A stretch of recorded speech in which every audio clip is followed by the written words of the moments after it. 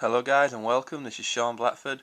Today we're going to be looking at the Stone Cold Steve Austin, the bottom line of the most popular superstar of all time, Blu-Ray DVD here. Of course, it's a UK European release via Television this week. I've actually spent a few days getting through this DVD as it is stacked.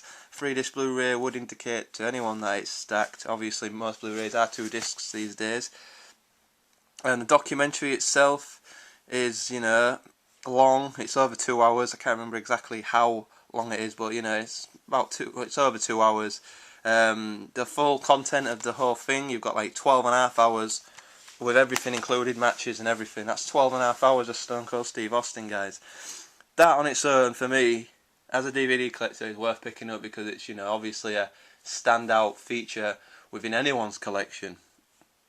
But what I like about this, guys, is the fact that none of Stone Cold had quite a few DVDs out. I mean, he had cause Stone Cold Said So, which was a VHS at first. Hell Yeah, of course, was the second ever DVD to be released by WWF back in '99. Stone Cold Steve Austin What? Obviously, that's like okay, I guess it talks a lot about his career and whatnot. You got Stone Cold Truth, which wasn't an in-depth DVD, but it was still good. As well as the Austin 316 Uncensored, which was one of the Attitude Collection, and the Austin vs McMahon, which is of course in the Attitude Collection too. None of them for me, as well as the of course the Legacy of Stone Cold Steve Austin, which was okay but didn't go in depth like I wanted it to. Obviously that was mostly talking through his key matches and whatnot. That wasn't actually that good, I don't think. But this one here, this is what I've been waiting for as a fan of Stone Cold Steve Austin, as a fan of the Attitude Era. This is the Blu-ray and DVD that I've been waiting for. If you get a DVD, guys, it's 4 discs. It's an 18, as you can see. Because of the matches, there's a lot of blood in his matches, particularly the Bret Hart versus Stone Cold match, which is for me the best match that Stone Cold ever competed in. But yeah, here we go. We're going to look at the inside now. This is 3 discs. The first disc actually includes a documentary. And I'm going to talk to you about the documentary now. It's a sit down with Steve Austin basically, and he's talking you through key parts of his career. Talking about when he first, was introduced to wrestling when he was an 8-year-old boy, and talking about him getting into the Texas territories and getting trained by Chris Adams when he first came into the industry. He got voted Rookie of the Year of '91. Soon signed up by WCW. He explains all that. That's what you want. That is the first, I'd say, chapter of the DVD. But it goes in depth. It's not that brief. It really does go in depth about it. And the documentary, as I said, is phenomenal because it talks about the stuff you want to hear. It talks about the controversy when he was released from WCW. It talks about the pushes that he never got in WCW. Stone Cold, really goes in depth, and it's like, you can see how pissed off he was at the time that he wasn't getting them, pushes that he should have got. He talks about getting released via, the phone by Eric Bischoff. He talks about Paul Heyman approaching him to come to ECW. Paul Heyman is actually on this in the new interview, guys, so that's good. Paul Heyman tells, you as a fan watching it, that the stuff that he did in ECW, the promos he cut, was golden, and he knew that he would never be able to keep Stone Cold that long because of the stuff that he was knocking out there. He talks about him coming into the WWF and WWF not knowing what to do with Steve Austin, giving him, in his words, a crappy gimmick. He didn't want to be a guy with a gimmick. This is why he didn't want to come to the WWF in the first place. He didn't want to be a gimmick. He got given the ringmaster. He said he didn't like that, but Vince McMahon, who also has new documentary footage in this, says that we needed to give him a gimmick because, he was great in the ring. He didn't feel like he had a lot of charisma at the time, so he wanted to give him the ringmaster gimmick. He goes into all this. Steve Austin's open about the fact that he didn't like it and wanted to change his name, and actually goes into it about the names that he was given by creative. Fang McFrost was the name that was put to him, and a few other crappy names. Steve didn't like the idea of that. It talks about, like he does in his book, about him going home and racking his brains of what his thing could be, and he talks about his wife at the time giving him his Stone Cold name, and talks in depth about that. Talks about the King of the Ring and all the key times coming up to his big push, becoming the #1 guy. He explains all that. He's got sit-down interviews with Bret Hart. He's got sit-down interviews with Shawn Michaels, Triple H, The Rock. It's got sit-down interviews with The Miz and CM Punk. They give their, feedback as fans at the time, how they felt watching Steve Austin. We get interviews from Briscoe, Patterson, Mick Foley sitting down with new interview footage, Jim Ross. There's so many people talking on this DVD, guys.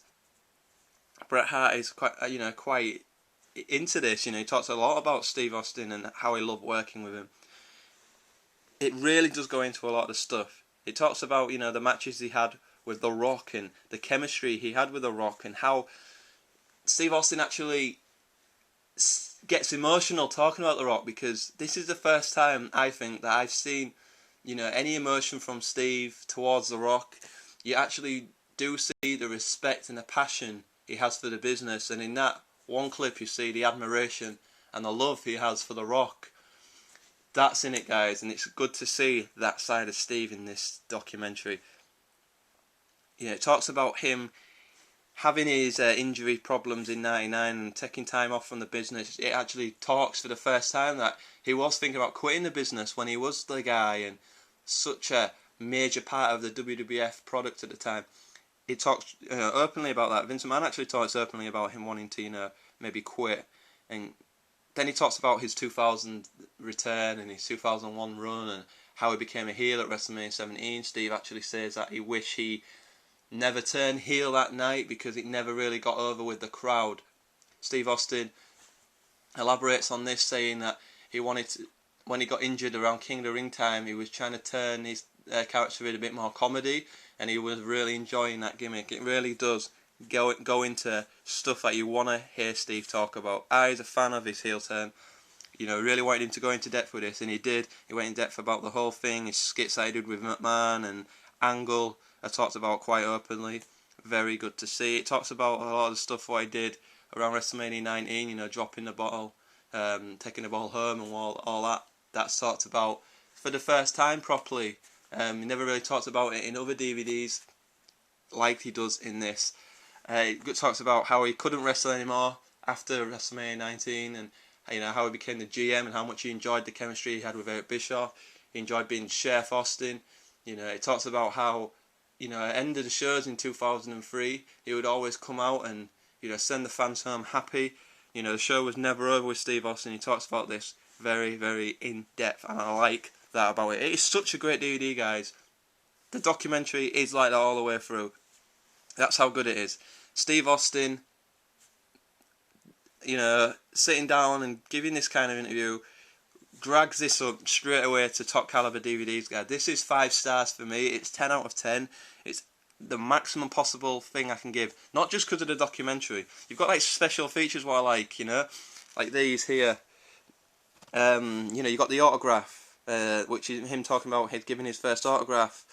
Talking about him having his first haircut when he started going bald. Talks about how he got the Rattlesnake name in depth. Triple H actually gives some comedy about Stone Cold being a clumsy guy. Punk actually gives some insight in the first time he met Stone Cold and how much of a nice guy he was and down to earth. Stone Cold and Michael Hayes talk about the stunner, where it came from, how it got brought to Steve, who took the best stunner, who took the worst stunner. He actually says The Rock and Shane McMahon took the best stunners, and The Rock made it look like the best move of all time, made it look devastating, which I think all fans would agree that The Rock sold that move better than anybody else. It's got some bleed for me. It's like some kind of music video with some of Steve's stuff he's done in the past, which is good to see. It's got some Blu-ray extras, matches. One particular I like to spot out right now is the Stone Cold Steve Austin vs. Kurt Angle from a Raw in 2001. That I actually haven't got yet, so that's good to have on this, guys. The Blu-rays are stacked with matches, vignettes, promos, segments, all the key stuff. You remember the beer truck, Bang 316, all the stuff he did with my man Austin, you know, everything, you know, the What Burger, the stuff he did in the supermarket, all the stuff you remember Steve Austin doing, it's all on it, guys. That is actually, that stuff's actually on disc 3, the matches are on disc 2. It's got Ricky the Dragon Steamboat versus Stone Cold Steve Austin, which I thought was a good match too. Bret Hart, as I said, versus Austin was another great match that he had. A lot of stuff that he did with The Rock is on this set, guys. It's got a lot of exclusive stuff too. You know, like it's not exclusive, it's exclusive to the Blu-ray, but McMahon inducts Stone Cold Steve Austin to the Hall of Fame is on it, guys, if you haven't already got it. Austin salutes Texas, that was at WrestleMania 25, I believe. But it's got a lot of stuff on it, guys. It's definitely a stacked DVD, and as I said, it is 5 stars. It's that good. It is certainly DVD of the year. For me, I don't like to say that it just walked past the finishing line. It actually storms it. I actually mentioned maybe that the Shawn Michaels versus Bret Hart Rivalries Blu-ray DVD could possibly be the DVD of the year. Maybe even WrestleMania, you know, the story of WrestleMania. But for me, this one swings past the finishing line. It's right up there, and I'm talking rise and fall of ECW caliber. It is that good. It's fantastic. As I said, DVD of the year, 5 stars, 10 out of 10. You go out and you buy this, guys. If you can get a Blu-ray, this certainly for me is worth investing in the Blu-ray player. The set is that good, guys. Go out and get it. You will not be disappointed. If you're a Stone Cold Steve Austin fan, what are you waiting for? Go on Television if you're in the UK. Get this ordered today. If you're in the US and you're watching this, go down to Best Buy, go grab it, because it is